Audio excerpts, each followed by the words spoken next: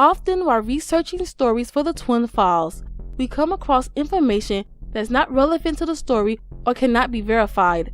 However, we still find the information interesting and want to discuss it.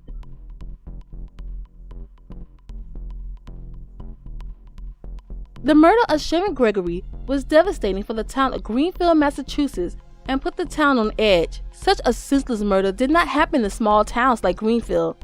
So when Mark's burnt body was found, the town was relieved and wanted to move on. While researching the story, we saw in the comments section on a couple of true crime websites claiming that Mark didn't kill himself but was murdered the same night by a group of vigilantes.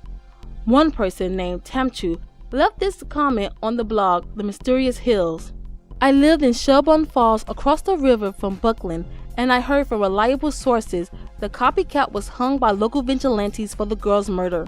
We usually ignore these type of rumors when researching, but this struck a chord with us because there were some odd things about the case. First, Mark's decomposing body was found a month after Sherry's murder and only a mile away from where his car was parked.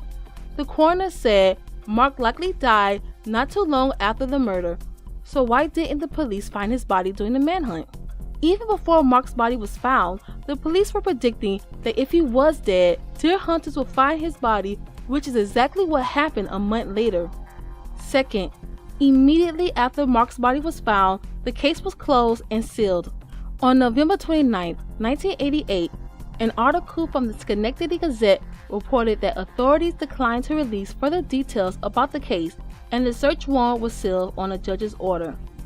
2 days later, local newspaper petitioned the courts to unseal the documents on the grounds that it was public information.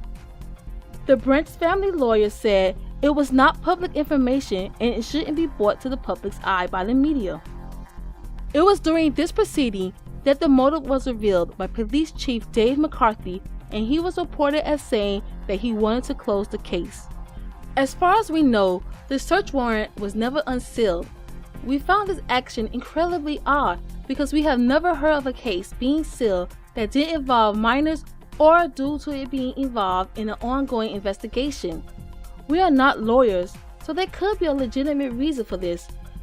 If you have any idea why, please let us know in the comments. We also couldn't find any information about his parents, but it was mentioned in the comments section on one website that the Branch family were wealthy. If that's true, they could have used their influence in town to keep the case closed.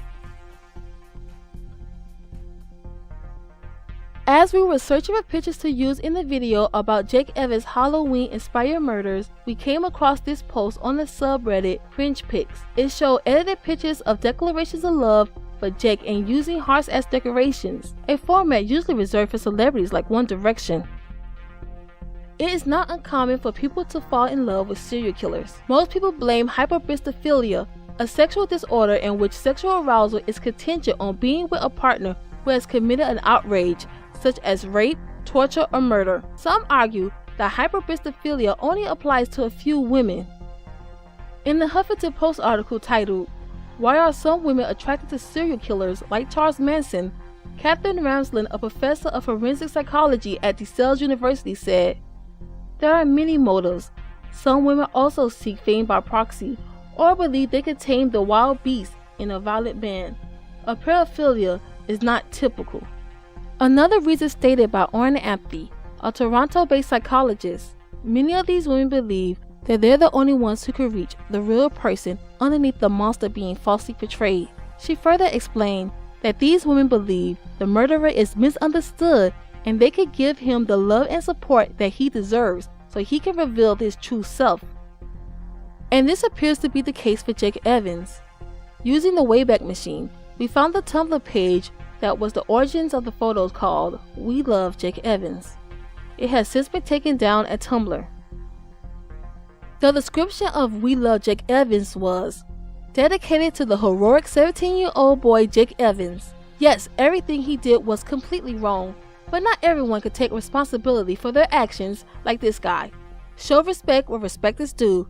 Evangelists, stand up for Jake. The website posted photos and gave the prison address where fans could send Jake letters or gifts. Some fans said that they were praying for his release. Others expressed anger that the media was not revealing the truth about the case.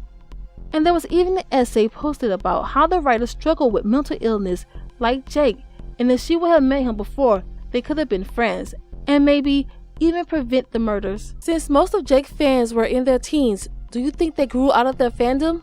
Thank you for watching the Twin Files Addendum. I know this is a little different from my main videos. It's meant to be slightly informal and have a more conversational tone. Let us know what you think about this video. Also, I know my voice is really nasally and the audio isn't great, but I'm working on it.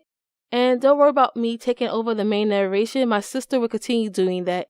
Thank you for watching. Please like and subscribe.